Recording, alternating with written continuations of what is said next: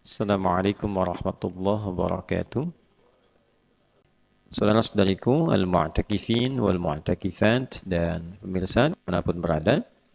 Alhamdulillah kita kembali menjalani aktivitas kita dan menjadi rangkaian yang semoga indah di hadapan Allah Subhanahu wa taala karena hari ini boleh jadi menjadi hari terakhir kita melangsungkan kajian di bulan Ramadan tahun 1445 Hijrah di waktu subuh ini khususnya. Semoga seluruh rangkaian ibadah yang kita tunaikan diterima oleh Allah Subhanahu wa taala. Semoga dosa-dosa kita berkenan diampuni oleh Allah Subhanahu wa taala dan tentunya doa-doa terbaik kita untuk dunia akhirat kita dikabulkan oleh Allah Subhanahu wa taala. Tentu pembelajaran yang kita langsungkan akan menjadi baik di hadapan Allah bila seluruh nilai yang kita pelajari bisa kita amalkan dalam perjalanan berjuang 11 bulan berikutnya. Dan untuk itu, baik kiranya kita membekali diri untuk kembali mengkaji ayat-ayat Al-Quran, pedoman berkehidupan yang Allah turunkan melalui Rasul mulia Nabi Muhammad SAW.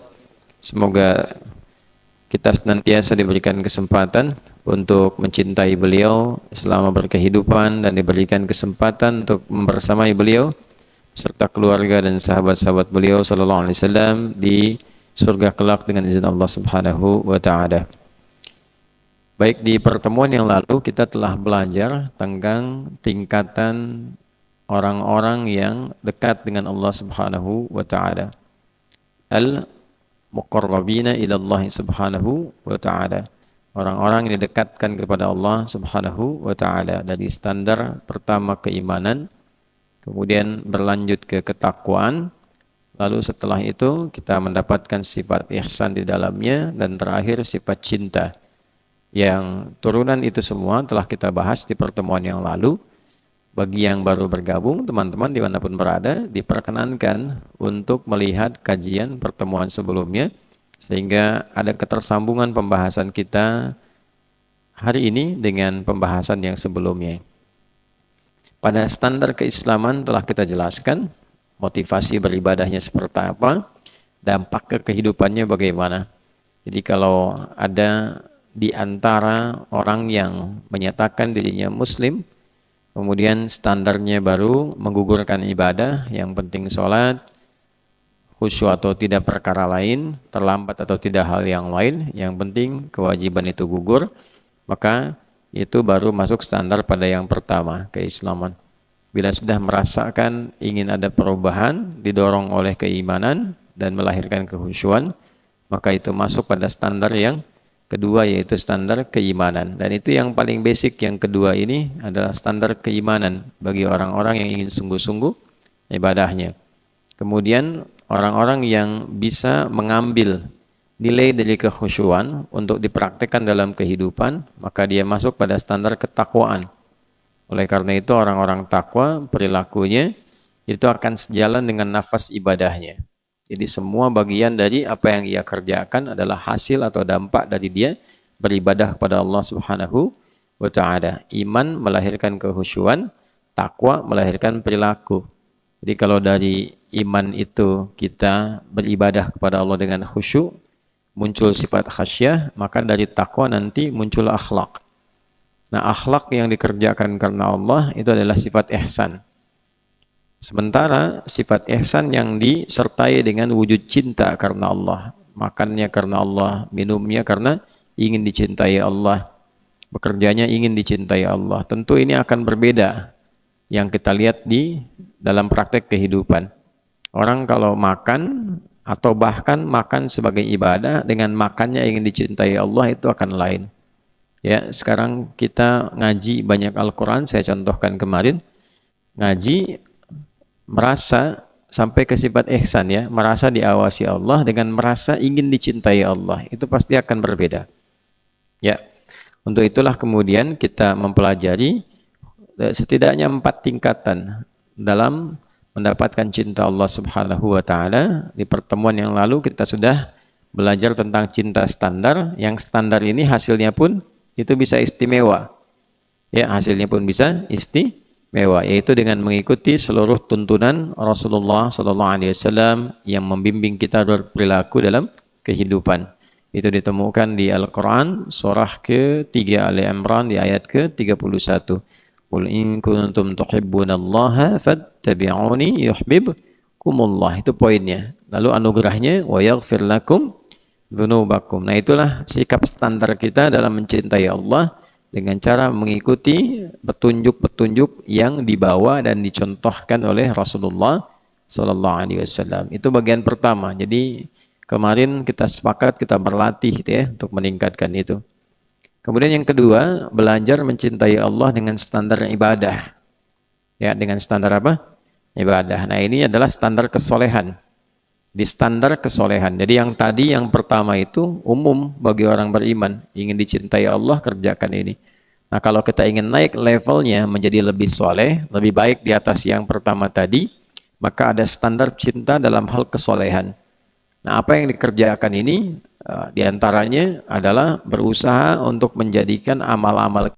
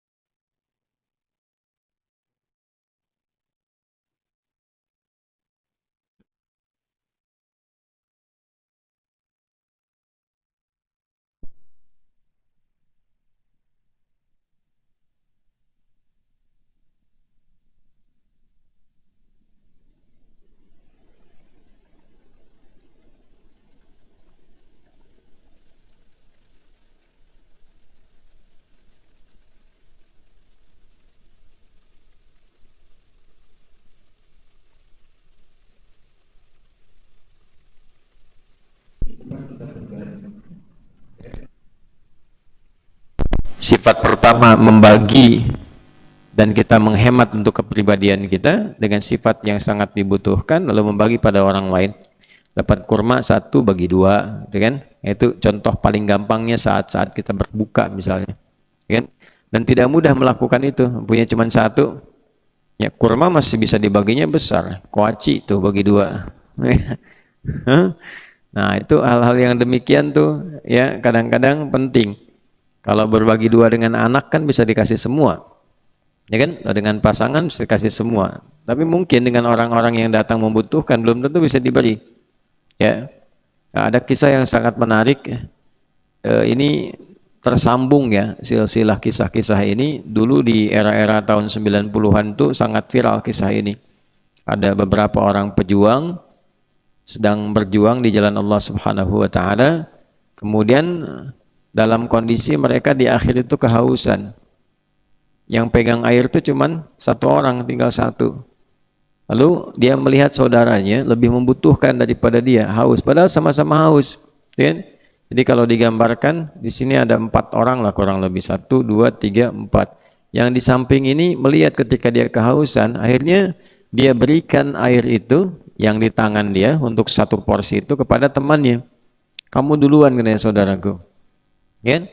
Begitu yang satu mau minum, di sampingnya pun merasa kehausan. Ya, dan mengiba gitu untuk bisa minum. Jadi begitu dia mau minum, dia melihat itu, dia berikan lagi. Ya, ini psikologi ya. Kalau kita mau minum terus di samping melihat ada yang pengen minum dan haus betul, sebagian dari haus kita hilang sebetulnya.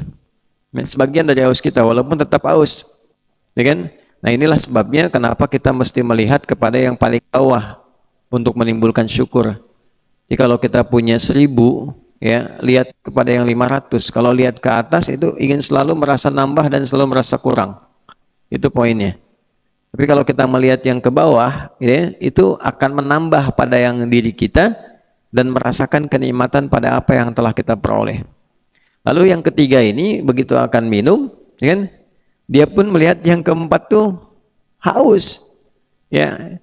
Lalu dia kemudian bagikan kepada yang keempat ini. Nah, menariknya pada bagian yang pertama itu begitu diberikan, pada yang kedua, pertama ini kemudian kehilangan kesempatannya minum dan wafat dalam keadaan dehidrasi. Yang kedua juga begitu, yang ketiga begitu, yang keempat juga demikian. Ternyata semuanya meninggal tanpa minum karena keinginannya berbagi kepada saudaranya. Bukan karena, ini aspeknya lain ya tinjauannya, bukan karena oh itu salah aja kenapa nggak diminum, bukan itu persoalannya. Ya, persoalannya adalah bagaimana kekuatan mereka yang melahirkan sifat ihsan, ingin cari amalan yang betul-betul Allah cinta. Jadi berbagi pada orang sebelum mengutamakan diri pribadinya. Nah, itu sesuatu yang tingkatnya tinggi. Jadi kalau membandingkan itu harus apple to apple. Jangan tingkat tinggi dinilai oleh orang rendah. Jadi nggak masuk tuh cara berpikirnya. Ya, jadi berpikir kita harus menempatkan sesuai porsinya. Sama, kalau kita ingin menilai budaya di masa lalu, nah kita harus lihat landscape-nya masa lalu bagaimana. Dilihat pada periode itu, jangan dinilai dengan yang sekarang. Ya, misal terapannya. Nabi SAW menikahi Sayyidah Aisyah, ya kan? Dipinggit dalam usia yang sangat belia, kemudian mulai bergaul di usia tertentu, itu kan sudah mulai masuk masa remajanya, haidnya dan seterusnya, dan diajari dengan hikmah untuk menambahkan pengetahuan. Lalu tiba-tiba datang orang sekarang mengatakan, oh itu pelanggaran menikahi anak kecil dan sebagainya. Itu salah berpikir, ya, itu logika yang salah dan salahnya fatal gitu. Kenapa? Ya, ini logika fallacy namanya dalam dunia logika itu. Kenapa? Karena dia menilai konteks dahulu dengan keadaan sekarang, masuk dulu ke kebudayaan waktu itu. Ya, yang paling menarik kan Abu Jahal gak pernah bikin isu Nabi nikah dengan anak kecil, gak pernah Abu Jahal bikin isu, sejahal-jahalnya ya. Padahal itu Abu Jahal gitu. Ya, kenapa? Karena kultur masyarakat pada waktu itu beda dengan sekarang. Sama dengan Kartini, ya, waktu dipinggit usianya berapa tahun? Kan yang lebih luar biasa nanti lihat di Eropa tuh, ya, di Perancis bagaimana, di Irlandia dengan Inggris waktu menyatu bagaimana gitu kan. Nah itu bahkan ada yang paling lebih muda lagi. Saya sempat riset ada yang usia 7 tahun bahkan 6 tahun sudah dipinggit dan kemudian menikah. Itu di era-era itu. Jadi kadang-kadang beberapa masyarakat tertentu di kalangan tertentu ingin menutupi perilakunya dengan menyoal kabar persoalan yang lain yang tidak pada tempatnya. Nah, kembali kepada kita di sini, itu pernah saya bahas dalam pembahasan Sayyidah Aisyah waktu kajian di Bandung di Saf Muslimah. Nanti lebih detail bisa dilihat di situ. Nah, kembalinya ke sini, kalau kita ingin mengukur sifat muhibbin, ya, orang-orang yang mencintai Allah, jangan diukur dengan mukminin. Jangan diukur dengan muslimin. Itu nggak nyampe. Sama dengan ngukur mukminin pakai muslimin, tidak sama. Ukurannya berbeda. Jadi kalau pengen naik level sampai yang ke atas, maka tempatkan cara mengukur kita di level itu. Paham sampai sini? Ya, nah itulah beberapa hal yang nanti kita kalau terbiasa demikian, menempatkan sesuatu bahasa kerennya bisa menjadi proporsional, sesuai dengan porsi yang dibutuhkan. Nah, yang soleh sudah kita pelajari bagaimana orang soleh mencintai Allah. Ya kan? Nah sekarang bagaimana orang salah berpeluang mendapatkan cinta Allah. Nah karena standar di awal kan kita katakan cinta Allah ditebarkan untuk semua hambanya. Sedangkan hamba di Al-Quran kan dibagi dua. Hamba yang soleh dan hamba yang salah. Dan dua-duanya disebut hamba. Itulah indahnya sifat rahmah dan rahim Allah kepada kita semua. Dua-duanya ibad. Dan disatukan di ayat puasa dengan nama yang sama. Ibad. Misal hamba Allah yang saleh disebut ibad. Ibadur Rahman wa ibadur Rahmanil ladzina yamshuna 'alal ardi hauna wa idza khatabahumul jahiluna qalu salama. Ibad. Hamba Allah yang salah disebut ibad juga. Misal, qul ya ibadi, tuh, ibadi hambaku, ada ku-nya tuh. Masih diaku oleh Allah. Masih diaku. Qul ya ibadiyalladzina asrafu ala anfusihim la taqnatu mir rahmatillah innallaha yaghfiru dzunuba jami'a. Lalu keduanya disatukan di ayat Ramadan di ayat 186. Wa idza sa'alaka ibadi, ya kan? Kenapa? Karena saat Ramadan itu cuman yang soleh dan salah yang mendekat kepada Allah. Yang soleh minta ditambah kesolehannya, yang salah minta tobat. Karena itu banyak orang tobat saat Ramadan. Banyak orang kembali dalam kebaikan saat Ramadan. Ya? Jadi antara soleh dengan salah mendapatkan porsi yang sama. Orang soleh bisa naik tingkat dari mukminin ke muttaqin, ke muhsinin, ke muhibbin. Orang salah pun itu bisa akselerasi bahkan langsung ke muhibbin. Dan banyak sekali orang-orang yang tadinya terpuruk tiba-tiba dapat cinta Allah, berubah mereka. Ada yang jadi wali gitu kan? Ya, wali-wali itu orang-orang soleh maksudnya. Ya, Allahu waliyul ladzina amanu yukhrijuhum minadh dhulumati ilan nur. Al-Baqarah ayat 257. Allah menjadi wali bagi orang-orang beriman, maksudnya pelindungnya, penyayangnya. Auliya Allahi la khaufun alaihim walahum yahzanun. Wali-wali Allah itu orang-orang saleh yang pada level tertentu ada yang tingkatnya sahabat tingkat mahabbah, kecintaannya kepada Allah begitu tinggi. Nah, ini poinnya. Nah, saya mau tarik lagi, ada orang-orang yang tadinya terbelakang tiba-tiba jadi hebat, jadi bagus gitu. Ya, dan kalau kita kisahkan banyak sekali. Ya, di era sahabat ada. Contoh misalnya Umar bin Khattab radhiyallahu taala anhu, itu kan memusuhi Nabi, bahkan menghunus pedang ingin membunuh Nabi. Takluknya cuma sama ya surat Toha, pembukanya Toha, 2 huruf takluk tuh, ya kan? Tiba-tiba berubah jadi orang yang sangat soleh dan sangat mencintai Allah, sangat mencintai Allah, sehingga Allah berikan juga karamah kepadanya.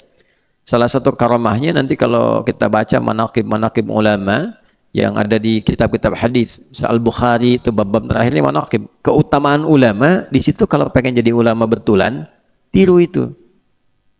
Ya. Kalau pengen jadi ulama betulan, tiru. Kan ada cara mereka ibadah. Saya waktu di akhir-akhir di Tripoli itu, saya kumpulkan amalan 4 imam madhab. Beli khusus untuk tahu Imam Abu Hanifah itu siapa, bagaimana jaga wudunya. Dari Isya sampai dengan subuh tuh nggak batal, kebayang nggak tuh? Ya, sampai orang yang mandikan tuh komennya, aduh kamu ini meninggalkan amalan ya imam yang susah sekali ditiru gitu kan? Susah ditiru. Tuh, Imam Malik keutamaannya apa? Imam Syafi'i keutamaannya apa gitu kan? Khususnya Ramadan, Imam Syafi'i itu Ramadan itu bisa khatam Al-Quran 1 hari itu bisa 2 kali. Nah, sekali lagi jangan ngukur pada level kita yang nggak nyambung. Bagaimana itu? Bagaimana bacaannya? Ya, aktivitas ente aja 24 jam baca Qurannya berapa? Ya kan? Ulama itu sudah nggak ngajar kalau di Ramadan, semuanya dengan Quran. Jadi kalau sholatnya baca Quran, di luar sholat pun baca Quran. Pantas dalam seharinya diberkahi oleh Allah. Waktu itu ya, waktu kalau sudah diberkahi itu nggak ada ukuran. Ya, ada orang yang bisa khatam misalnya menghafal misal Al-Baqarah. Taruhlah ada yang 2 tahun, 3 tahun, 1 bulan, 2 bulan. Kalau sudah berkah, ada yang sehari hafal. Ya, Syekh Al-Mi'sarawi itu yang sekarang terbaik ya dalam memahami bidang tajwid, qiraat dan sebagainya dari Mesir. Sama satu lagi ada Syekh Aiman Rusdi Suwaid ya. Nah, Syekh Mi'sarawi itu hafal Al-An'am dengan Al-A'raf itu cuma 10 hari, 5 hari. Ya kan? Nah, kembali ke Imam Syafi'i, diberkahi waktunya. Kalau pengen lihat waktu-waktu berkah itu nggak kerasa, amal soleh itu dipercepat, terkumpul banyak, waktunya nggak kerasa. Ya, kadang-kadang ada yang dalam tidur diberkahi seperti Ashabul Kahf, 309 tahun kok kayak baru kemarin tidur gitu. Ya, nah, itulah waktu-waktu yang berkah. Ada beberapa kalangan-kalangan itu demikian adanya. Jadi menilainya itu levelnya naikin dulu sama kita sehingga merasakan kenikmatannya baru komen. Ya, kalau belum sampai ke level itu nggak terasa. Nah, Umar bin Khattab diberikan oleh Allah di antara karamahnya adalah sebagai pemimpin itu bisa memberikan arahan pada prajurit dalam jarak yang cukup jauh. Prajuritnya sedang berada di zona militer, Umar di tempat lain, tiba-tiba begitu naik ke mimbar, Umar melihat ditampakkan oleh Allah, kasyaf, dibuka, ada pasukan musuh mau mengepung prajuritnya. Kata Umar, naik ke bukit sana, naik ke bukit sana, gitu ya. Nah, orang-orang yang ada di situ, prajuritnya mendengar suara Umar, naik ke bukit, pindah, dan tidak terkepung. Yang hadirin yang sedang dengar khutbah bingung, loh, Umar lagi tema apa kok kemana-mana, itu kan? Ya bisa saya begini tuh tiba-tiba gitu kan, awas ada Batman, awas ada Batman, kan bingung di sini ada apa, gitu kan? Misal saja contoh gitu ya. Lalu apa yang terjadi? Yang terjadi kemudian ketika prajurit mereka itu pulang, pulang kembali dengan keselamatan dan kemenangan, baru ngobrol mereka. Saya kemarin waktu dalam situasi di medan laga itu, medan perang, dengar suara Umar mengatakan naik ke bukit sana, ke bukit sana. Barulah terkonfirmasi dengan jamaah yang hadir di masjid itu. Kami pun juga bingung kok di hari itu Umar mengatakan demikian. Nah, ini kalau sudah sampai ke level-level muhibbin itu, Allah berikan kenikmatan-kenikmatan yang lebih, yang memang tujuannya bukan untuk mencari itu. Jadi muhibbin itu kalau sudah masuk ke levelnya, tujuannya bukan untuk tampil memiliki kesaktian, bukan. Bukan. Ya, saya pengen amalan supaya bisa terbang misalnya, ya kan? Padahal tinggal naik pesawat aja gitu kan. Nah, itu nggak begitu caranya. Jadi mengamalkan sesuatu bukan untuk mendapatkan kesaktian. Muhibbin tidak begitu. Ya, innamal amalu bin, ya, yang penting cinta Allah. Mau Allah kasih apa terserah, gitu kan? Ya, nggak penting bagi dia. Yang penting saya mengerjakan sesuatu Allah cinta. Bagaimana saya sholat Allah cinta, syariat nggak ditinggalkan. Ya, bagaimana saya makan Allah mencintai saya, sudah.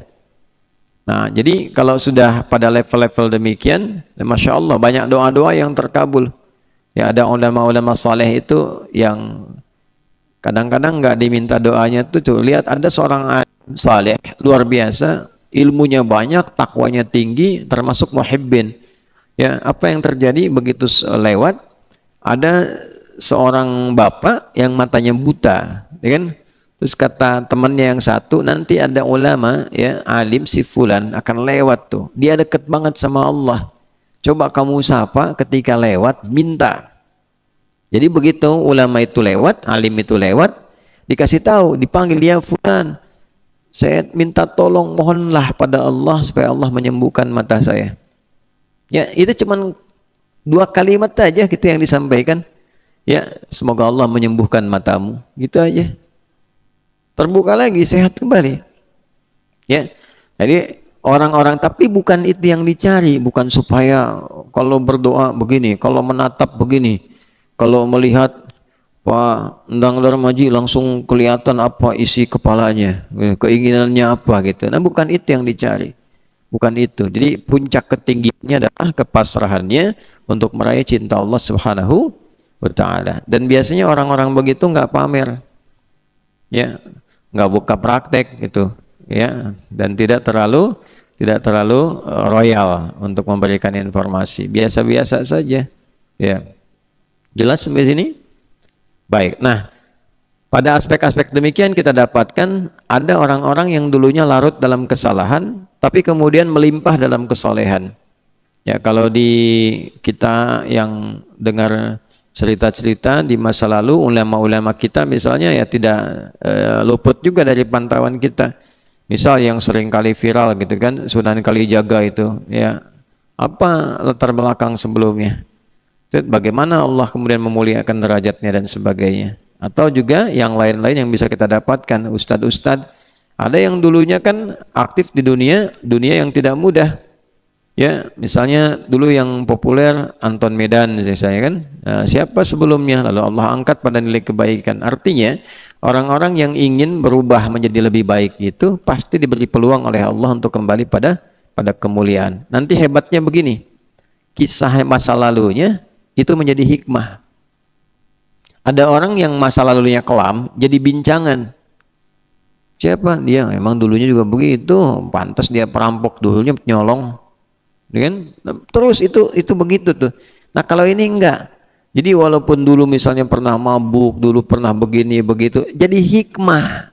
Jadi kisah kebaikan yang menginspirasi, itulah hebatnya ketika seseorang yang salah itu mendapatkan cinta Allah, maka bagian-bagian hidupnya berubah menjadi kebaikan. Tapi nanti cinta itu saat diturunkan levelnya tadi, naiknya sampai mana tuh? Apakah petunjuk awal jadi mukminin, naik jadi muttaqin, muhsinin, atau pada puncaknya jadi muhibbin yang betul-betul mengharap cinta Allah Subhanahu wa ta'ala. Baik, kita masuk pertama di Quran surah kedua Al-Baqarah di ayat 223.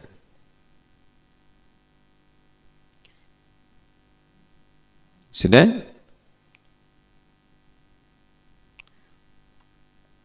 Dari 222 dulu, 222 nanti ke 223.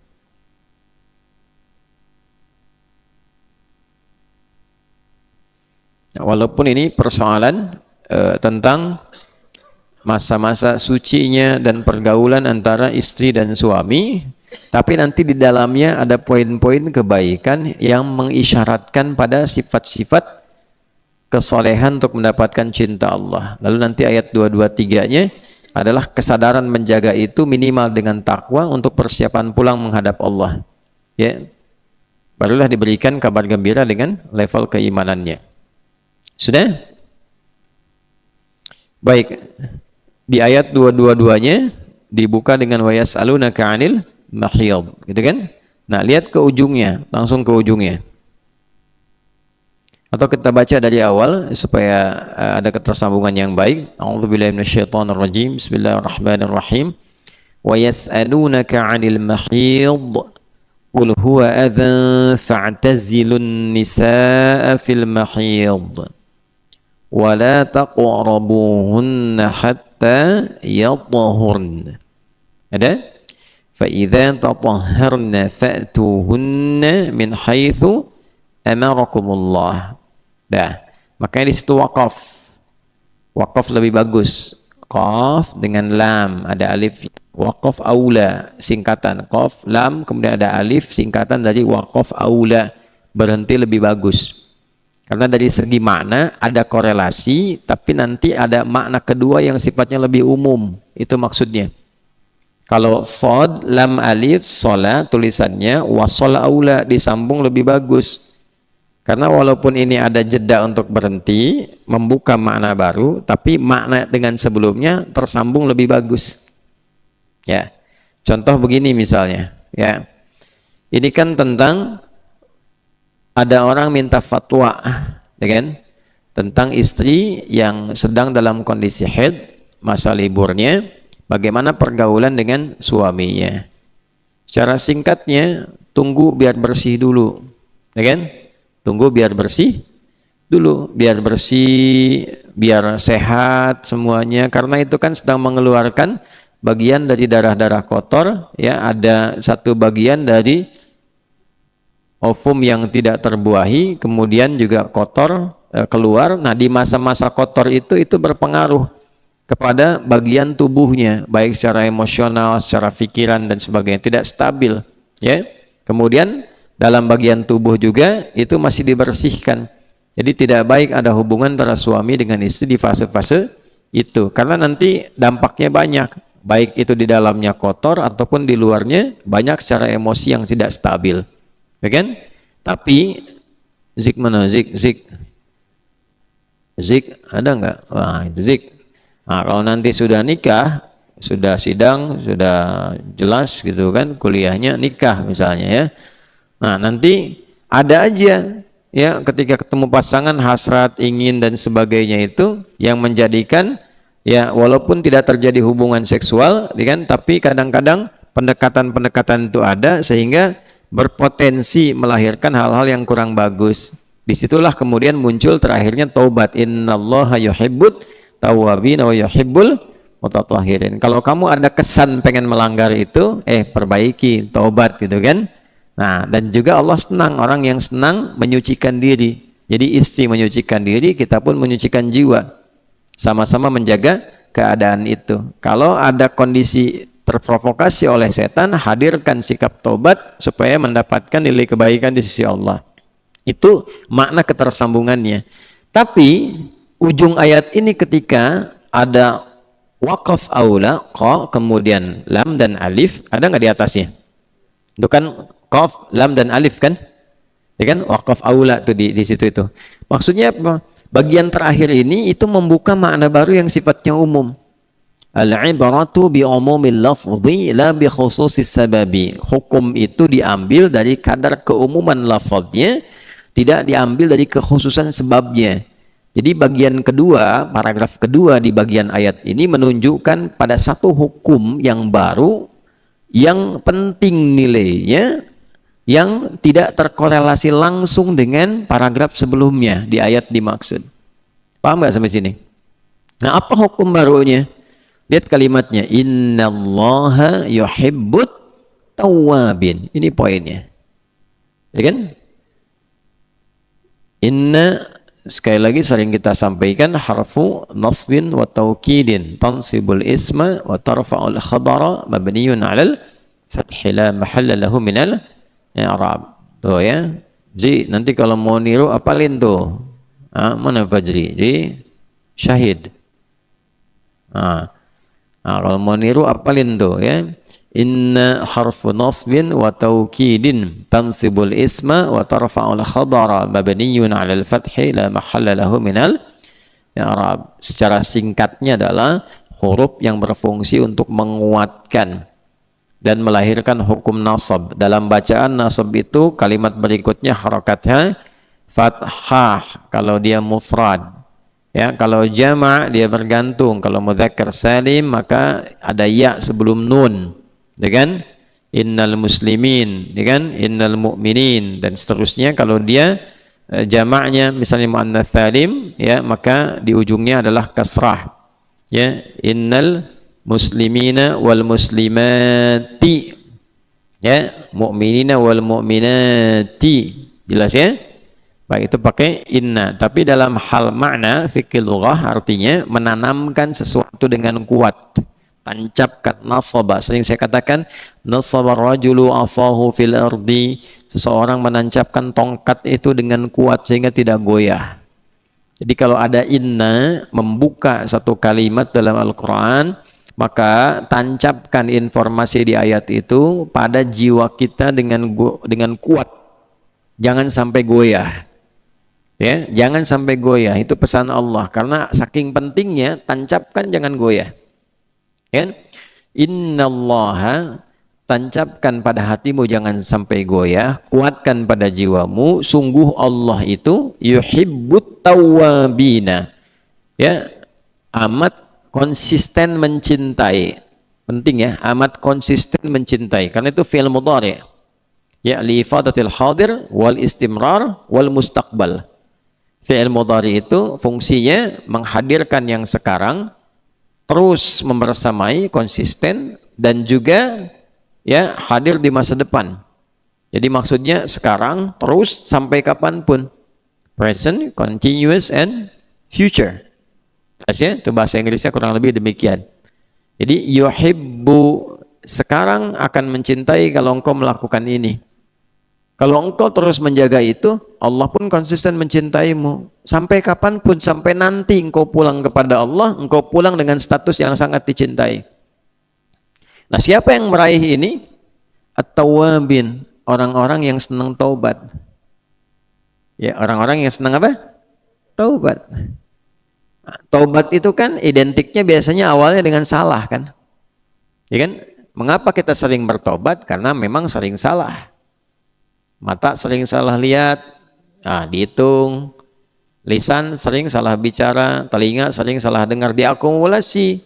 Begitu malamnya mau tidur, sadar kita kan, makanya kita istighfar. Nah, istighfar itu dengan kesadaran. Kalau istighfar biasa dengan lapang rutinitas saja, itu bagus sebagai karakter membentuk istighfar. Tapi kalau di istighfar itu diisi dengan sifat cinta untuk mencintai Allah, nah ini peluangnya dapat ini. Gitu. Ya, dapat cinta Allah. Nah, salah satunya apa? Dengan kesadaran telah berbuat salah. Coba kalau mau tidur tuh istighfar. Pernah nggak istighfarnya gini misalnya, istighfarin mata nih. Itu Terus diingat-ingat tadi salah siapa, mata salah lihat apa, ya kan? Telinga salah dengar apa, Pak. Otomatis pasti kita merasa. Pasti itu. Dalam keseharian ini tuh pasti merasa.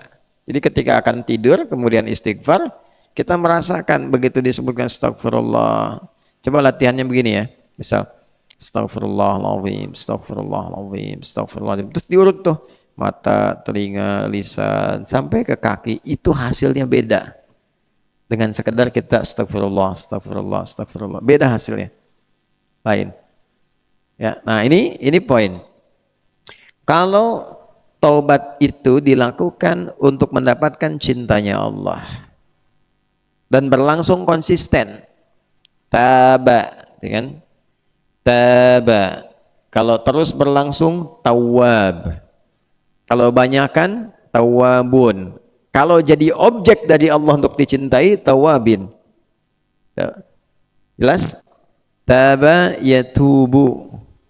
Ya, kita tasrifnya yang benar, ya tasrifnya. Jadi ngajinya enggak patah-patah. Ngaji patah-patah itu dengar, lompat, ya kan? Makanya waktu menasrif itu tasrifnya kemana-mana. Taba yatubu yutuban, ya kan? Fasbaka yufasbiku bukan. Instagram ya standrimu Instagraman, deh. Ya kan? Allahu Akbar. Jelas? Baik. Taba yatubu. Ya, taba itu bertobat, kembali kepada yang baik. Taubat tuh kembali jadi baik, kembali ke yang baik. Asalnya gini, ini jalan misalnya lurus nih. Terus belok. Jalannya salah. Balik lagi ke jalan yang benar itu. Lurus lagi. Nah, ini taubat namanya. Jelas? Nah, jadi mengembalikan kita kepada track yang benar, itu taubat namanya, bahasa singkatnya. Paham ya? Insyaallah ya. Nah, orang yang selalu mengoreksi bagian dirinya supaya berada pada fungsi yang benar, itu naik jadi tawab. Tawab, terus koreksi diri tiap hari. Sempurna sih nggak akan mungkin. Fala tuzakku anfusakum, jangan menilai diri paling suci. Nggak ada yang sempurna. Pasti ada yang salah, sepanjang manusia. Nah, bedanya kalau Nabi dengan Rasul punya sifat maksum, dijaga oleh Allah dari kesalahan itu. Ya, jadi langsung ada penjagaan Allah. Kalau kita diberikan potensi oleh Allah untuk menjaga diri, dikasih petunjuk, ya. Nanti makanya Nabi mengatakan istafti kolbak. Dalam kolbun ada apa? Ada takwa. Nah, takwa itu mesti hidupnya pakai iman. Latihannya dengan amal soleh supaya takwanya muncul. Karena itu kalau sudah sering amal soleh, sinyal takwa kuat. Jadi begitu ada provokasi setan berbuat maksiat, takwanya langsung muncul. Jangan lakukan. Itu setan. Kan? Coba kalau nggak percaya itu silakan naikkan level ibadahnya, rajin gitu, ya.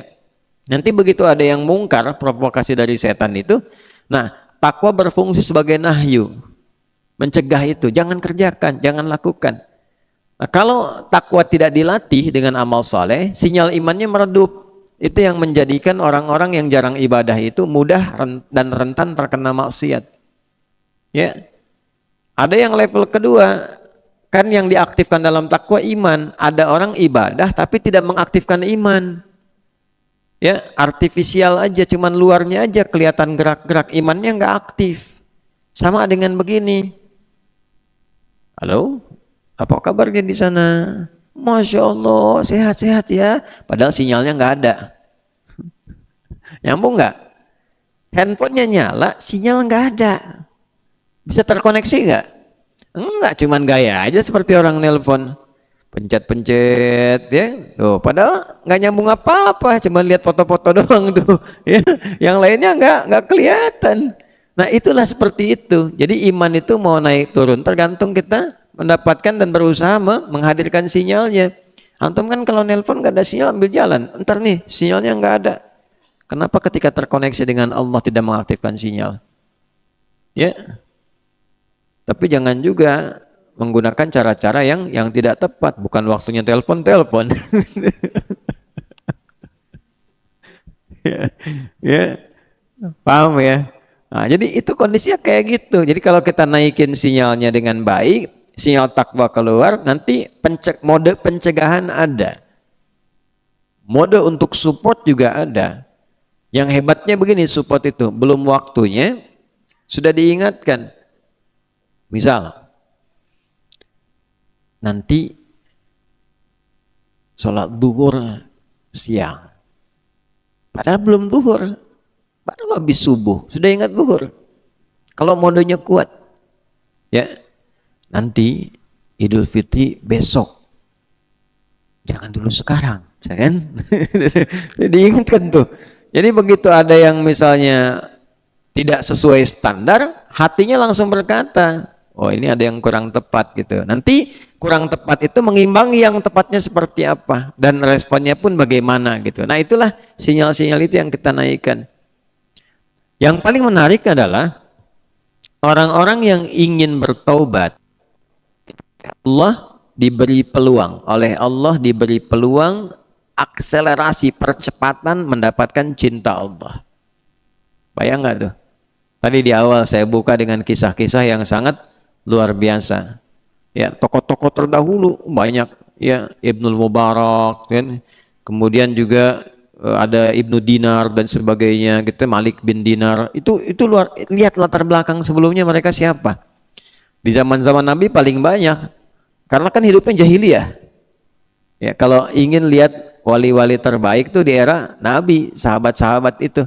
Jundub bin Junada, kok bisa dari kepala preman pembegal tiba-tiba menjadi penyampai hadis, orang paling soleh di kampungnya pada eranya, ya, sehingga beliau memviralkan tentang kotanya, kampungnya yang tadinya pembegal berubah jadi pada baik atas fadilah apa? Fadilah taubat, ya, fadilah taubat. Diajarkan oleh Nabi, dibawa pulang, diajarin ilmu taubat. Setelah itu dekatkan diri kepada Allah. Tiba-tiba viral, kampungnya berubah jadi baik. Sampai orang tahu nih, kalau dulu, kalau lewat Gifar, mesti siapin setoran. Kalau enggak habis barang kita. Kalau sekarang, Masya Allah, orang Gifar, orangnya taat-taat, baik-baik. Maka dikenal dengan Al-Ghifari.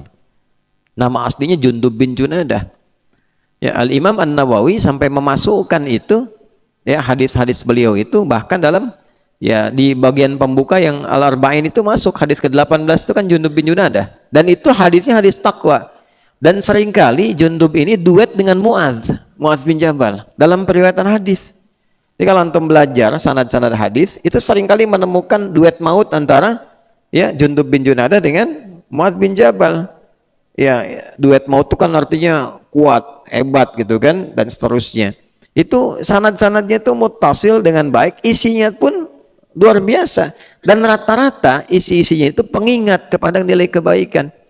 Ya, haddatsana qala, perhatikan kalimatnya, ya, an Jundub bin Junadah wa Muadz bin Jabal radhiyallahu taala anhuma anin Nabi sallallahu alaihi wasallam qala ittaqillaha haitsuma kunta wa atbi'is sayyi'atal hasanata tamhuha. Tuh, bertakwalah engkau kepada Allah dimanapun kau berada, ikutin yang buruk-buruk dengan yang baik, maka engkau berubah menjadi lebih baik. Hadis taubat kan? Hadis taubat. Terus bangun tidur tuh yang alhamdulillahilladzi ahyana ba'da ma amatana, itu riwayatnya Jundub dengan Muadz juga berdua. Ya, Jundub bin Junada, kemudian Muadz bin Jabal meriwayatkan hadis dari Nabi tentang bangun tidur. Alhamdulillahilladzi ahyana ba'da ma amatana wa ilaihin nusyur. Jadi kalau Allah ingin berkenan merubah, itu levelnya bisa langsung tinggi.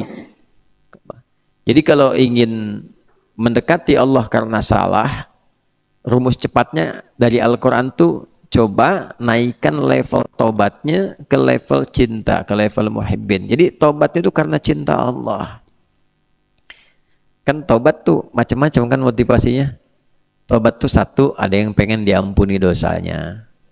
Yang penting dosa diampuni. Ya kan? Itu standar kan? Ya kan? Standar kan? Orang minta ampun kan pengen diampuni, standar kan? Nanti ada ukuran. Bagaimana taunya diampuni dosa itu? Das ya?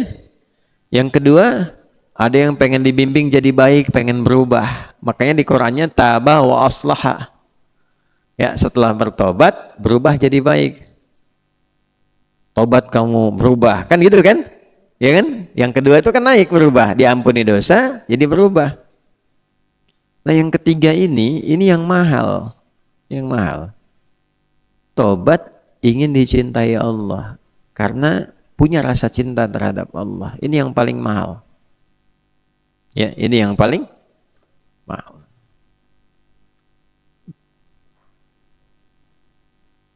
Jadi apapun yang dia kerjakan, nanti kita akan dapat contoh misalnya kasus-kasus dosa-dosa yang kadarnya besar. Misal pembunuhan, kan? Misal perzinahan dan seterusnya. Kalau sekarang korupsi, kan, dan sebagainya gitu kan. Yang besar-besar lah, kadar-kadar besar yang ancamannya, pasalnya juga tinggi, terus ayatnya juga dengan ancaman yang luar biasa. Apa yang terjadi? Itu ketika seseorang ingin mendapatkan cinta Allah. Jawaban pertama Allah kepadanya, hambaku. Ya. Apa pertama jawabannya? Hambaku. Ini kalimat itu mahal sekali. Karena kalimat itu kalimat yang menjadikan seseorang kalau diberikan itu oleh Allah di ujung hayatnya, itu jaminan surga. Ya, misal nih, mau meninggal sedang sakarat, dapat kalimat itu dari Allah, hambaku ibad misalnya, itu sudah jaminan surga. Dari mana dalilnya? Quran surah 89 Al-Fajr ayat 27 sampai 30. Ya ayyatuhan nafsul mutmainnah irji'i ila rabbiki radiyatan mardiyah fadkhuli fi, selanjutnya wadkhuli jannati. Itu. Masuklah engkau dalam golongan ibadi, hamba-Aku. Ya? Lalu ini surga yang akan kau tempati. Nah, ibadi itu siapa aja? Ibadi itu ada orang soleh, meningkat kesolehan, ada orang salah, taubat. Karena dua-duanya disebut ibad. Ya? Ada yang pertama, ya, hamba soleh, tadi yang saya sampaikan, ibadur rahman, amalannya jelas. Ada yang kedua, hamba salah. Nah, kalau pengen cepat dapat status ibad dari Allah, maka cara tobatnya berusaha mencintai Allah sehingga mendapatkan rahmatnya. Rahmat itulah yang menjadikan cinta Allah turun, dosa sebesar apapun hilang. Ya, sepanjang kaitan dengan Allah ya, nanti dibimbing oleh Allah kalau ada dosa terkait dengan manusia. Nah, rahmat Allah turun, dosa apapun potensi hilang. Itu ada di Quran surat 39 ayat 53. Yang terjemahannya sama Mas Ami udah disampaikan dalam kuldak, kultum mendadak. Ya, kita bacakan ayatnya. Baik ya. Uliya ibadi.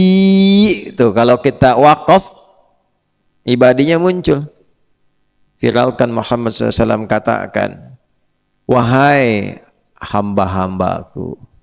Tuh. Tadi kan kalimatnya, wahai siapa? Hamba-hambaku, masih disebut hamba. Qul ya ibadiyalladzina asrafu ala anfusihim. Aku tak peduli engkau laki-laki, perempuan, besar, kecil, tua, muda, kaya, cukup. Nah, artinya apa? Ketika menggunakan alladzina, setidaknya kurang lebih 1080 disebutkan dalam Al-Quran, 1080 kali. Itu mencakup semua tanpa kecuali. Artinya, jangankan yang biasa-biasa, yang kaya pun bisa maksiat. Dan maksiatnya bisa lebih banyak. Ya. Jangankan yang tidak punya kedudukan, dengan yang punya kedudukan bisa maksiat. Jangankan yang ilmunya standar, ustadz kiai bisa maksiat, bisa maksiat. Ya, dan pada titik tertentu maksiatnya tinggi, level tertinggi. Ya, berapa yang kita dapatkan oknum-oknum pengajar melakukan pelecehan pada santri misalnya, ya kan? Berapa yang kita dengar tiap hari? Ya, pejabat yang korupsi, yang menyalahgunakan wewenang misalnya, atau juga ya sama aja dengan masyarakat dan sebagainya. Udah miskin judi, udah miskin mabuk, udah tahu miskin zina juga gitu kan, ya, udah miskin sombong. Ya, kayak sombong aja bermasalah, miskin sombong lebih masalah, kan? Tapi selalu ada jalan keluar. Nah, jalan keluar ini bukan berarti dimudah-mudahkan. Maksiat aja dulu, ntar juga ada jalan tobat, tuh kan? Nah, itu tidak tepat. Seseorang yang menyiapkan rencana maksiat itu dosanya berkali lipat dibandingkan dengan orang yang larut tak sengaja dalam maksiat atau terbawa dalam maksiat. Hati-hati, provokasi setan itu demikian tinggi. Qul ya ibadiyalladzina asrafu ala anfusihim. Muhammad firalkan SAW kepada siapapun hambaku dengan semua status duniawinya ketika melakukan maksiat tingkat tinggi israf. Saya pernah contohkan pertemuan lalu, israf berlebihan. Udah banyak dosanya. La taqnatu mir rahmatillah. Jangan putus asa dari rahmat Allah. Rahmat di situ cinta Allah. Untuk memberikan kasih, rahmat kan kasih. Kasih itu nggak mungkin muncul tanpa cinta. Ya, rasa cinta dulu baru kasih muncul. Kasih sayang itu kan muncul karena cinta. Kalau nggak cinta nggak ada kasih sayang. Ya, aku mencintaimu, begitu cinta itu muncul baru ada kasih sayang. Mengasihi dan menyayangi. Kalau nggak ada rasa cinta nggak mungkin. Ya, ada habbah dulu baru muncul mahabbah. Hub, ya, hub, mahabbah itu kan ekspresi cinta dengan kasih dan sayang. Kapan munculnya? Ketika ada hub benih cinta, habbah benih-benih yang ditumbuh. Ya, habbah itu tumbuhan yang merambat, habbah, ya kan? Ya, kalau dia tumbuhan yang besar itu nawa namanya. Ya, innallaha faliqul habbi wan nawa, ya kan? Di surat Al-An'am itu. Ya, hab itu tumbuhan yang merambat, pohon merambat, ya kan? Kalau nawa pohon besar tumbuh. Nah, kenapa pakai hab turun jadi mahabbah? Karena cinta itu merambat biasanya. Ya, ada tahapan-tahapan untuk berkasih sayang itu sehingga merasakan kesempurnaan dalam cinta itu. Nah, sama orang kembali ke Allah pun ada tahapan-tahapan. Itulah indahnya bahasa Quran itu pakai itu. Nah, ketika tahapan itu pada tingkat tertingginya yang turun rahmat Allah Subhanahu wa taala. Ya, kalau sudah turun rahmat, apa yang terjadi? Innallaha yaghfirudz dzunuba jami'a. Tanamkan, pakai rumus yang tadi di ilmu nahwunya. Coba tanamkan ke hatimu, jangan goyah, yang paling dalam. Allah akan mengampuni. Yaghfir pakai fi'il mudhari. Kamu jangan pikirin lagi yang dulu-dulu. Jangankan yang dulu, sekarang kamu tobat, kamu sekarang diampuni, kamu akan dijaga kalau betul-betul mencintaiku, kata Allah. Dijaga dari dosa-dosa besar. Yang dulu diampuni semua dosanya. Gitu. Nanti dibimbing. Kalau dosanya kaitan sama Allah, langsung gugur. Langsung gugur. Tinggal nanti amal soleh meningkat. Untuk nutupin, dikasih hidayah oleh Allah. Kasih hidayah. Ya, kasih hidayah. Apa diantara contohnya? Dulu jarang sholat, bahkan gak pernah sholat, tobat. Tobatnya dengan rasa cinta pada Allah, diterima tuh tobatnya. Nanti didorong untuk meningkat amal solehnya, naik ibadah sunnahnya, pengen ganti yang dulu-dulu gitu. Ada rasa itu. Nanti kalau kaitan sama manusia, dibimbing supaya selesai dengan manusianya, dilapangkan hatinya untuk minta maaf. Gitu. Karena beda urusan sama Allah dengan urusan sama manusia itu. Kalau dengan manusia dua tahap nanti. Sama Allahnya selesai, sama manusia belum, masih gantung. Masih gantung. Makanya urusan manusia itu rumit. Sama Allah itu lebih gampang. Ya, rumit itu kenapa? Karena dua tahap. Kalau sama Allah, sama pencipta. Sama manusia, dua tahap. Sama yang diciptakan Allah, kaitan dengan Allahnya juga. Gitu kan? Allah bikin hukum. Apa hukumnya? Kalau dengan urusanku, aku ampuni. Kalau dengan dia, kamu taklukkan dulu nafsumu, selesaikan dengan dia. Baru turun ridho dariku. Tuh. Jadi kalau belum selesai, masih gantung. Ya, makanya ini sering nih saya perbaiki ya persepsinya. Pemahamannya diperbaiki dulu. Jangan dikira kalau sudah selesai puasa itu tiba-tiba kosong-kosong. Ya, bisa-bisa 10 kosong itu. Kosong-kosong itu kapan terjadi? Dengan dua hal tadi. Ya, hubungan dengan Allah baik, hablum minallah. Hubungan dengan manusia baik, hablum minan nas. Jadi kalau misalnya hubungan dengan Allah baik, dari antara 2 dengan kosong itu 1 selesai. Nah dengan manusianya kalau belum selesai masih kosong 1. Jelas? Itu harus diperbaiki. Perbaiki. Dan itu ketika menyampaikan pun jelas apa masalahnya. Ya, nggak bisa antum bikin umum. Maafkan ya kalau memang ada salah. Gitu aja. Ya memang ada. Salahnya apa? Nah nanti manusianya berapa? Nah ini makanya jangan main-main kalau bikin dosa kaitan dengan manusia. Hakun adami itu repot. Ya, manusianya berapa yang terlibat? Pak Duloh misalnya nih. Dulu ada persoalan yang Maipul. Ya kan? Contoh aja, jangan marah ya. Contoh nih, contoh. Nah, dulu sama Ipul, Pak Duloh sama Ipul ada persoalan nih. Satu misalnya Ipul masalah sama Pak Duloh. Ipul cerita ke temennya. Supernosa misalnya cerita. Amar cerita, Syafiq cerita tuh. Ya ngejelek-jelekin Pak Duloh. Ya. Tiba-tiba begini misalnya. Ramadan selesai, pas sholat di masjid yang sama, Ipul dengan Pak Duloh. Sholat minta maaf. Aduh maaf panik kemarin hilaf katanya. Ya kalau hilaf untunglah ingat sekarang saya juga mungkin ada salahnya. Salaman tuh berdua.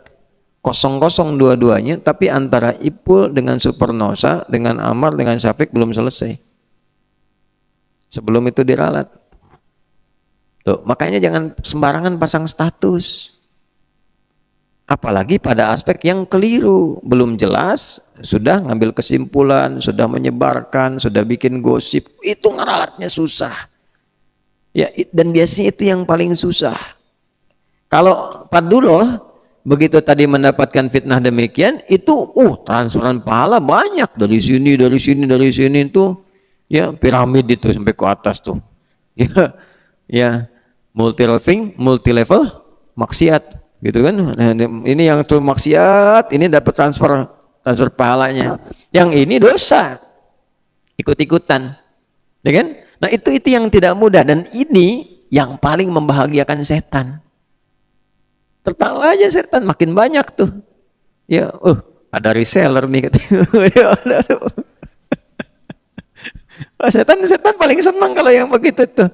Ya, karena cuma sedikit aja kemana-mana akibatnya tuh. Ya, untuk itulah kemudian dikuatkan kembali sifat tobat itu kalau benar. Yang pertama selesaikan dengan serius. Hubungan dengan Allah selesaikan. Kalau ada hubungan dengan manusia, taklukkan diri kita. Karena kalau sudah mampu menaklukkan diri kita, itu lebih mudah mengaturnya. Udah habis itu lapang. Ya, terserah yang penting kita nyampaikan aja. Kan orang juga kalau kita datang dengan baik-baik, dengan cara yang baik, dengan mengharap rahmat dan ridha Allah, Allah berikan juga petunjuk kepada orang itu untuk tidak bersikap sembarangan. Ya, memang awal-awal datang mungkin kalau dosanya begitu besar, nggak ngenakin. Begitu datang, ngelihat Aldi mau datang, punya dosa masalah besar, baru ngelihat wajahnya, non siap, siap. Saya bukan siapa, saya Aldi. Ini misal kan, udah nggak apa-apa pelan-pelan. Nah, nanti berdoa dulu supaya Allah melembutkan hati orang itu untuk memaafkan, berikan kebaikan. Doa dulu. Nah, dengan doa itu kemudian bisa ada kelembutan-kelembutan, ada ketenangan. Rabbi syrahli sadri wa yassirli amri wahlul 'uqdatan min lisani yafqahu qawli. Allahumma ftahli futuhal arifin. Buka ya Allah hatiku supaya kitanya arif, ya. Walaupun Mus'ab hatinya arif, gitu ya. Nah, jadi nanti begitu sudah arif, bijak, kita bisa datang, lembut. Ya, lembut. Hati udah lembut, ya latif, ya latif, ya latif, gitu kan? Lembutin hati kita tuh, minta sama Allah. Nah, kitanya udah nyaman, bisa datang, tergerak, habis itu tuh lancar. Dan hebatnya, kayak nggak punya masalah, leplong aja. Leplong. Nanti lawannya, kalau kita mendapat perlakuan kurang baik dari orang, lawannya apa? Al-kadhimina al-ghaidha wal 'afina 'anil nas. Balik ke yang kemarin. Nanti urusan kita dengan orang itu ditutup. Kitanya lapang aja, nggak kepikiran. Dan kita pun nggak tahu, difitnah, dituduh, dibikinin hoax, kita nggak tahu karena kita banyak pekerjaan yang lain. Akhirnya fokus pada yang lain saja, sementara orang itu masih sibuk dengan pekerjaannya. Jadi sepanjang belum minta maaf, itu selalu gelisah, selalu gelisah. Kitanya nggak kepikiran, karena persoalan dia belum selesai. Jelas ya? Nah itu. Kemudian utang, jangan disimpulkan kalau berdosa utang lunas. Nah, utang tetap ada. Ya kan? Nah, taubat misalnya dari korupsi, gimana tuh membebaskan hartanya? Ada babnya juga. Ada babnya sendiri. Ya, pernah mencurinya fisik, ya kan ada dua tuh, curi hati orang dengan curi fisik. Dengan istri orang digoda-goda sampai cerai dengan suaminya, balik sama dia, ya kan curi hati orang tuh. Ya kan? Nah, itu juga salah. Cara taubatnya gimana? Islam tuh detil sekali, detil sekali. Dan kasus-kasusnya mungkin terjadi. Ya, kemudian apalagi? Ya, pencurian dan seterusnya. Ya, dosanya bagaimana? Tobatnya bagaimana? Terus riba, misalnya tobatnya bagaimana dan seterusnya. Ya, jangan aneh-aneh lah, aneh-aneh. Antum yang riba, ustadz yang suruh bayarin, itu kan? Aneh mau hijrah ustadz, mohon dibantu, kena hutang riba. Ya kita suruh bayarin, kapan kita ceramahnya? Tobat dulu yang benar, ikhtiar dulu. Jangan datang ke ustadz suruh bayarin. Gitu kan? Ya, berikan ustadz kesempatan membimbing lewat ilmunya. Antum ikhtiar. Ya kalau nggak ikhtiar, nggak yakin sama Allah, belum muncul mahabbahnya. Yang punya rezeki siapa? Allah. Minta doa sama ustadz. Bayar cari sendiri, ikhtiar dulu. Datang ke Basnas, datang ke mana, konsultasi. Ya, ada sekarang paket lengkap ustadz itu. Udah ngajar pulang diketok, malam ditungguin gitu kan. Wah. Tapi alhamdulillah, artinya ada kesadaran. Ada kesadaran. Ya. Walaupun cara masih belajar dengan yang lainnya. Nah, itulah mahabbah untuk mendapatkan rasa cinta. Makanya kita saling mendoakan. Termasuk orang-orang yang ada di LP misalnya lembaga pemasyarakatan, kita doakan tiap hari. Doakan supaya mereka jadi baik, dapat cinta Allah, kan? Sehingga keluar jadi baik lagi, ya, dan bersyukur karena diisolasi supaya tetap belajar pada kebaikan. Kita doain, jangan pelit berdoa, doa kan nggak bayar, ya. Allahumma ighfir lil muslimina wal muslimat itu masih umum, satu-satu. Ya Allah doain. Ya pemimpin doakan, ulama doakan, rakyat doakan. Ya Allah siapa di lingkungan kita berikan hidayah. Ya orang-orang berlaku maksiat, ya Allah terima taubatnya. Itu mungkin dari sekian banyak boleh jadi ada satu dua yang sampai saat kita ikhlas sampai beberapa orang balik jadi baik gitu ya. Nah kalau kita bersikapnya seperti itu, insya Allah baik. Walaupun selalu akan menghadapi ujian, itu biasa dalam hidup. Kemudian yang terakhir nanti ada bab khusus, bab khusus, ya. Bab khusus ini kasusnya tidak biasa karena jarang terjadi. Kalau yang 3 tadi itu sering kita dapatkan dalam keseharian. Yang standar ada, yang soleh ada, yang salah ada. Caranya begitu kalau pengen akselerasi. Nah, bab khusus ini misal contoh bab militer. Ada amalan prajurit yang dicintai Allah itu ada. Jangan dikira biasa-biasa saja, tidak. Ada orang-orang yang hidupnya memilih di karir militer. Saya TNI itu ya. Nah, kemudian ada yang bagian keamanan, Kamtibmas, polisi dan sebagainya gitu. Itu ada zikir-zikir tertentu yang mendekatkan dia kepada Allah, dan ada amalan yang ketika dikerjakan cinta Allah diturunkan. Ya. Nah, ada zikir saat operasi, begitu mau operasi, mau berangkat, ya. Tuntutan militer ada zikirnya juga. Ketika itu dibacakan, keluarga dijaga supaya tenang oleh Allah. Kesejahteraannya dijamin. Ya, kesejahteraan. Makanya di dalam fikih Islam, orang-orang yang sudah mengenakan seragam perjuangan itu nggak boleh mikirin kesejahteraan lagi. Negara harus hadir memberikan kesejahteraan karena udah nggak sempat ke yang lain. Dia mencurahkan pikiran, tenaga, bahkan jiwanya demi menjaga keamanan di wilayahnya. Itu nggak boleh mikirin kesejahteraan lagi. Ya, di era-era dulu Islam, terutama waktu semakin maritim kuat di era Utsman bin Affan itu, itu gaji paling besar itu tentara di antaranya. Dan Nabi itu mensupport perjuangan tinggi. Jadi kalau mau berangkat itu, siapa nih yang mau nyiapkan kudanya, siapa menyiapkan itu, semua berlomba. Lomba para saudagar itu justru menyiapkan harta mereka untuk mensupport, bukan supaya di backingi usahanya jalan, bukan, supaya gimana caranya mereka itu bisa berjuang dengan baik. Jadi jangan sampai mau berangkat ke medan militer tiba-tiba istrinya WA, Mas ini beras habis gitu, bingung tuh. Ya udah mau nembak WA datang beras habis gitu kan, video call kena kan repot. Ya makanya negara mesti hadir. Apalagi kalau udah dilarang, nggak boleh berbisnis, nggak boleh ini, terus sejahteranya bagaimana? Gajinya naikin. Tolong pemerintah tuh, tentara kita, gajinya naikin. Ya sejahtera, sejahtera, sehingga dengan sejahtera itu nyaman, hidupnya tenang, enak. Itu dalam Islam begitu. Ya, nah itu kita mesti hadir. Ya ulama-ulama doain bersamai tentara, polisi, semua itu naikin supaya nyaman. Jadi kalau lihat Pak Duloh di jalan itu, melanggar, diingatkan, Pak, jangan melanggar lagi ya, ini nggak boleh lewat sini. Pak Duloh juga jangan ngeluarin 100.000. Wah, 100.000. Nah, gaji dia udah 100 juta misalnya, dikasih 100.000, nggak level. Kata sejahtera. Gitu. Yang keluar juga begitu. Kita mampu kok insya Allah, tambang kita banyak. Ya mineral kita banyak, masa nggak ada 1, 2, 3 tambang untuk kesejahteraan ya para prajurit, kesejahteraan para polisi, kemudian PNS yang lain, guru-guru tuh. Nah, baru kemudian semua level-level yang sama. Insya Allah kalau semuanya baik-baik dengan cara yang baik, insya Allah semua baik. Ya, nanti ketika dikenakan niatkan ibadah.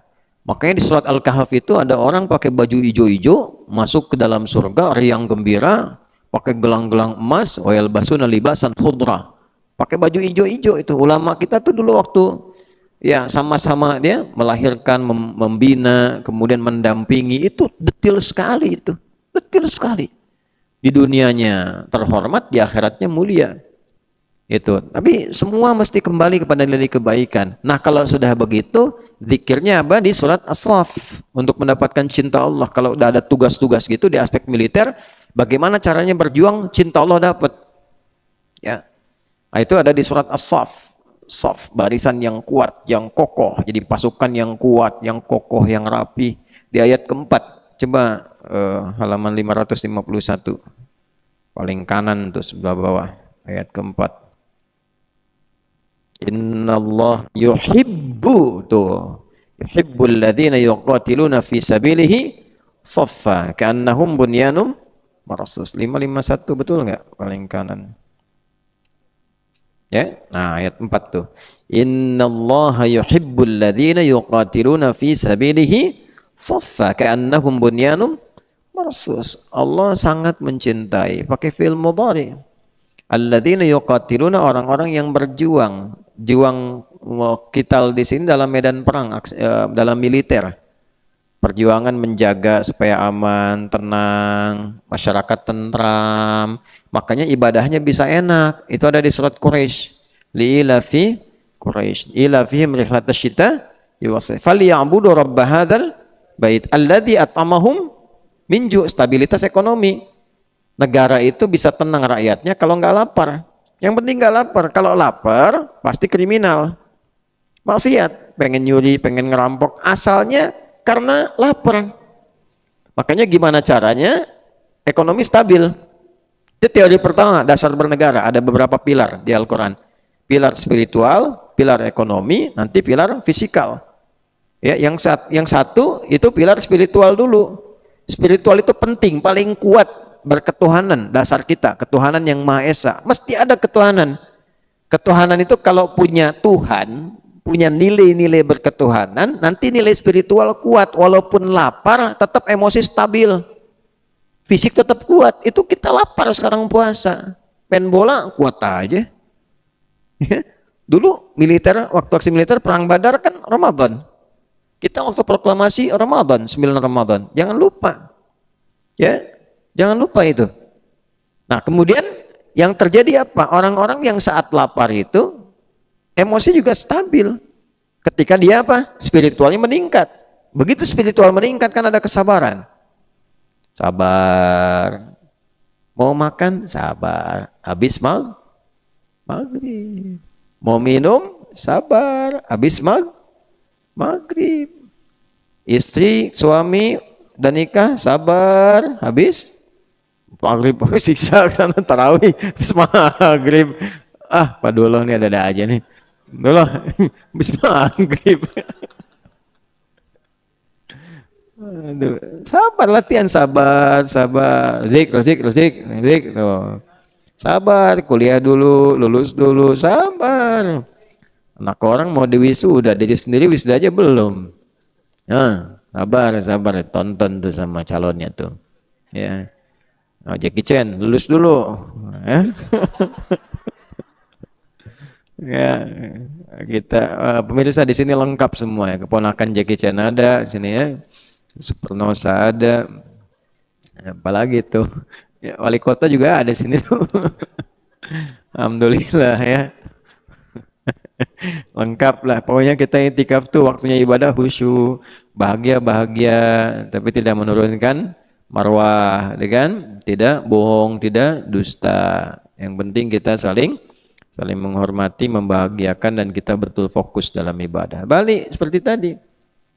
Innallaha, pakai inna lagi, ini semua pakai inna semua tuh. Nah, prajurit baca ayat ini, wah itu bangganya luar biasa. Pakai seragam, siap, tancapkan pada hatimu yang paling dalam. Jangan goyah. Nah, apa itu?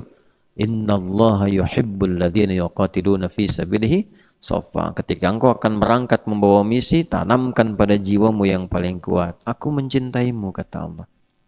Kapan cinta itu diberikan?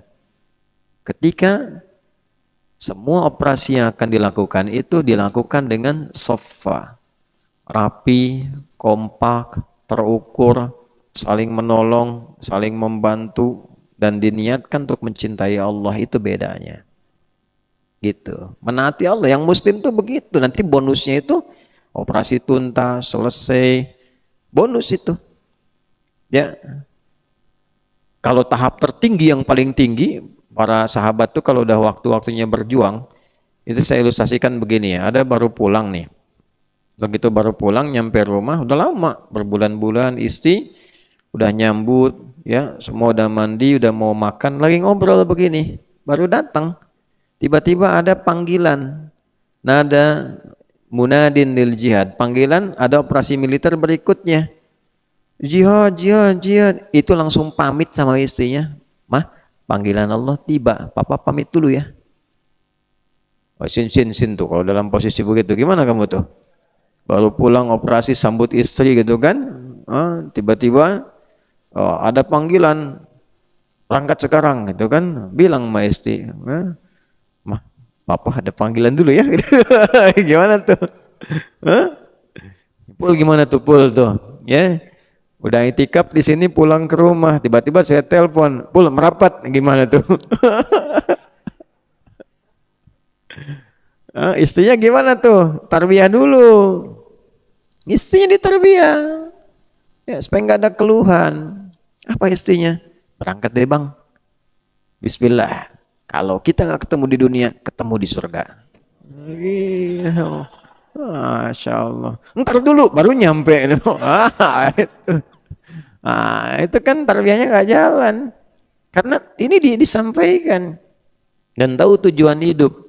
Nah, makanya bagi orang-orang demikian, hidup kembali tugas, hidup lagi itu bonus. Gitu, bonus. Ya, makanya keberaniannya tinggi karena merasa ada kehidupan.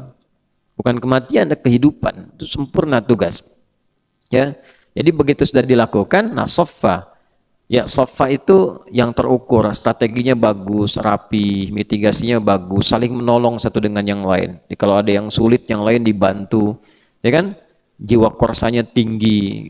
Nah, niatnya untuk ibadah, itulah keluar resolusi jihad dulu begitu. Ya, jadi di Islam itu udah pasti kalau orang Islam pasti mencintai negaranya. Gak bisa dipisahkan, Islam dengan doktrin cinta negara itu gak bisa dipisahkan.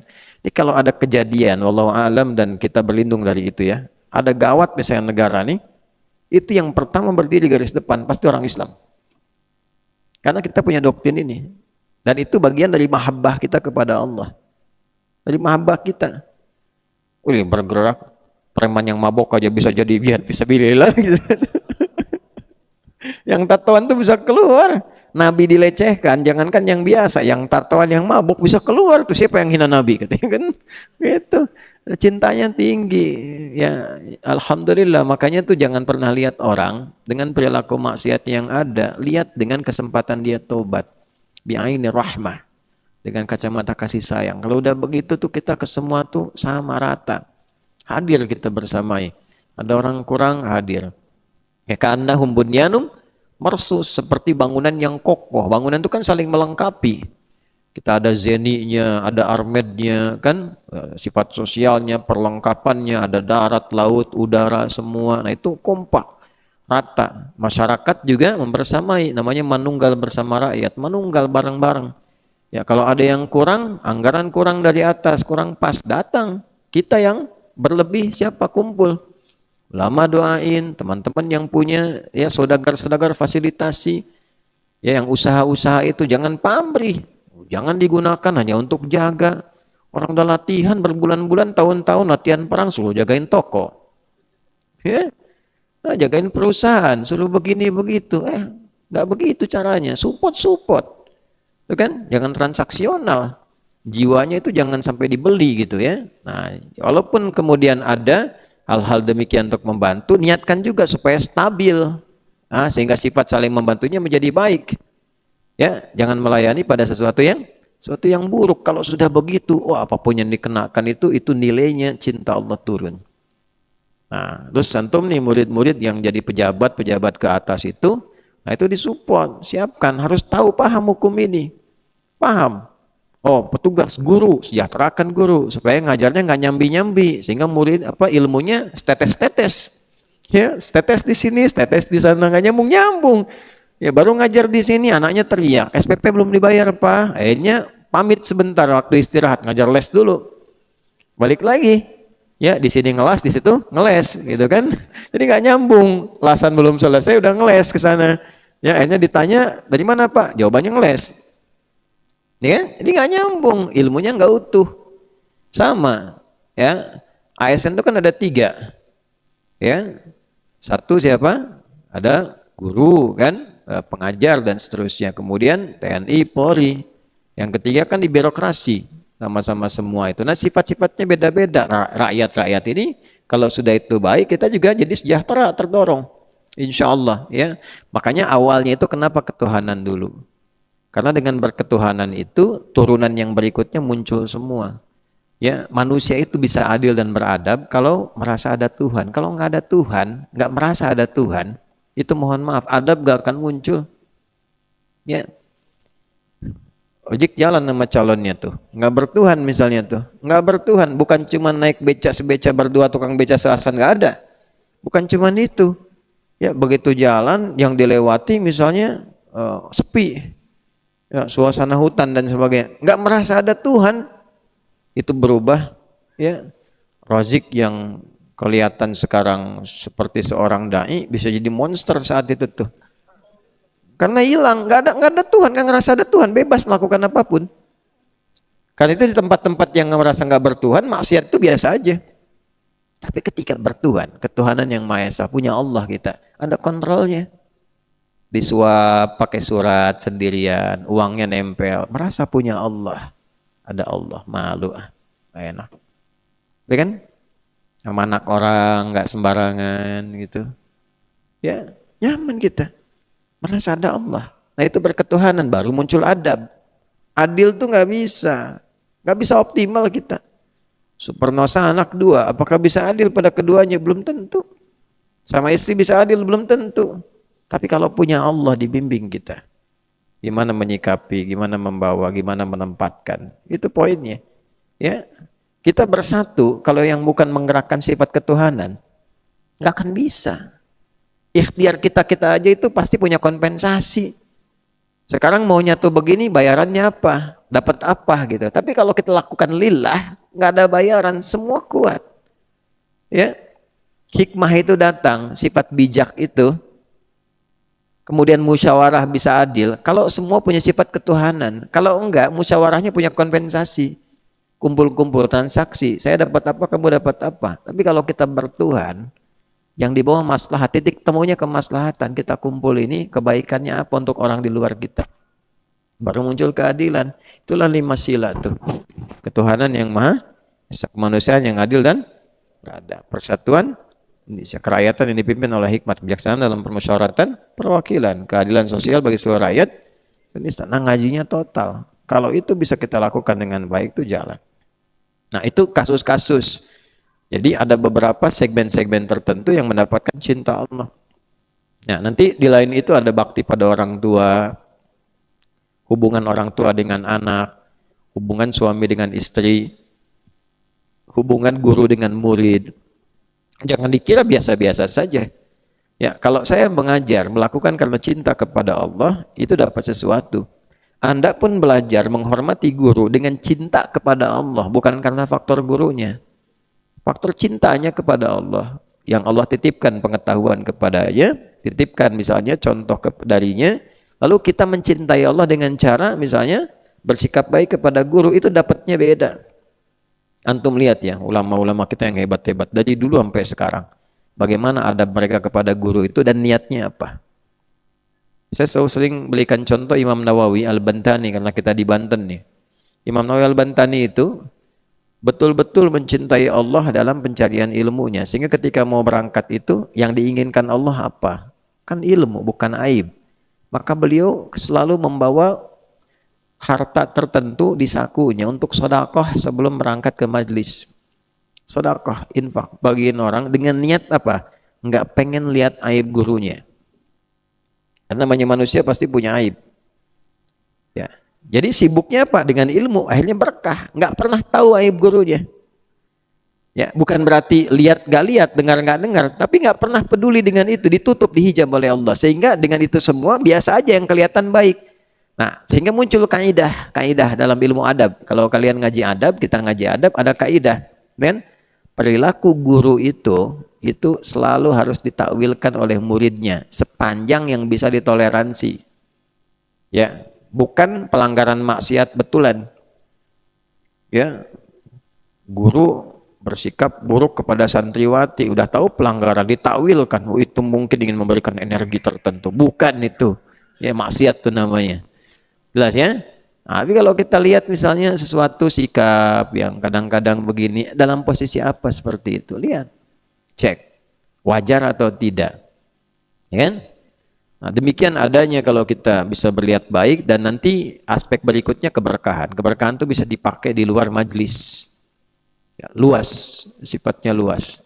Nah, itu koreksi untuk kita semua, termasuk untuk saya pribadi. Makanya saya sering katakan hal-hal yang kurang baik, kurang sepakat atau apa, kalau masih dalam konteks perbincangan didialogkan. Tapi kalau merasa berbeda, tidak usah saling mencela. Ya, termasuk dengan guru-guru yang lain.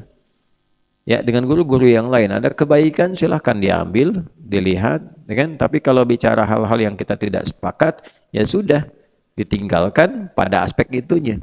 Yang lainnya dihormati. Jelas ya? Sampai di situ, sehingga membuka jiwa kita tuh selalu stabil dalam kebaikan. Nggak ketemu orang, kok aneh, orang ngaji jadi putus silaturahim. Ya, ngaji kok nggak bisa komunikasi. Ngaji nggak bisa salaman.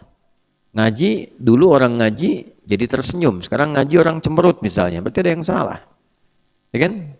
Nah, itu hal-hal yang tidak boleh terjadi di sini. Kalian ngaji yang betul, ya. Ketemu orang bersikap yang baik, ya, bersikap yang mulia. Beda pendapat hormati. Kalau memang itu di luar dari batas-batas standar, cara menyampaikannya yang lembut. Nabi Musa aja ketemu Firaun oleh Allah diperintahkan lembut. Ya, ketemu dengan Haman juga diminta untuk dialog yang elegan. Masa kita berhadapan dengan orang-orang yang tidak seperti itu, kemudian sikap-sikap kita tidak demikian. Nah, itulah level-level muhibbin.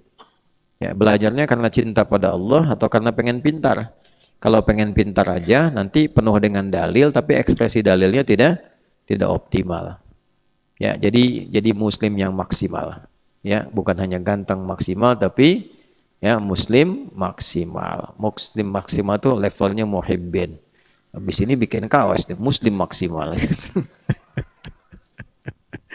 Itu ya, kurang lebih demikian. Dan ini edisi akhir kita di Ramadan 1445 Hijrah. Kita sudah berusaha yang bisa kita lakukan, semampu yang kita lakukan untuk meningkatkan ibadah. Mudah-mudahan dinilai sebagai ketaatan pada Allah Subhanahu wa taala.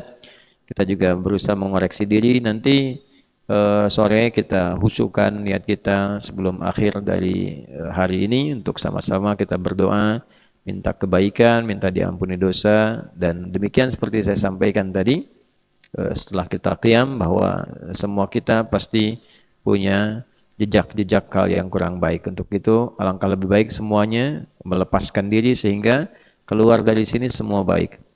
Ya, tidak ada yang nyangkut-nyangkut dan seterusnya. Ada masalah di apapun, baik yang kecil atau lagi yang kompleks, yang besar, semua diselesaikan dalam keadaan yang terbaik insyaallah. اللهم تقبل منا إنك أنت السميع العليم وتب علينا إنك أنت التواب الرحيم اللهم ربنا آتنا في الدنيا حسنة وفي الآخرة حسنة وقنا عذاب النار اللهم اجعل بقية حياتنا حياة طيبة وآخر وفاتنا حسن الخاتمة توفنا مسلمين والحقنا بالصالحين مع الذين أنعمت عليهم من النبيين والصديقين والشهداء والصالحين وحسن أولئك رفيقا اللهم تقبل منا صلواتنا وقيامنا وركوعنا وسجودنا وصيامنا ورمضاننا وتمم تقصيرنا يا الله يا أرحم الراحمين ربنا آتنا في الدنيا حسنة وفي الآخرة حسنة وقنا عذاب النار وصلى الله على سيدنا محمد وعلى آله وصحبه أجمعين وآخر دعوانا الحمد لله رب العالمين. Sebelum saya akhiri dengan salam, saya umumkan teman-teman pemirsa dimanapun berada, terutama terkait dengan jadwal ta'lim. Saya menerima beberapa informasi, ada tata cara informasi kajian kami yang rasa-rasanya tidak seperti yang biasa kami lakukan. Jadi teman-teman juga penting disadari, saya umumkan kalau menerima flyer atau apa, cross check ke sistem media kita di Ahyar Center. Oke, tolong di cross check. Satu, kajian Ustaz Adi Hidayat nggak ada bayar-bayar. Ingat itu. Jadi kalau ada flyer, kemudian di bawahnya misalnya ada HTM, Hotmail, sekian, sekian, itu pasti bukan. Dan pasti nggak pernah saya setujui. Ya, nah kemarin saya disampaikan ada tanggal 11 Mei Ustaz Adi di Masjid Al-Jabbar di Bandung. Kajian umumnya Ustaz Adi, untuk akhwatnya Ustazah Fulan, bawahnya ada bayar. Poster saya besar di situ, itu hoax.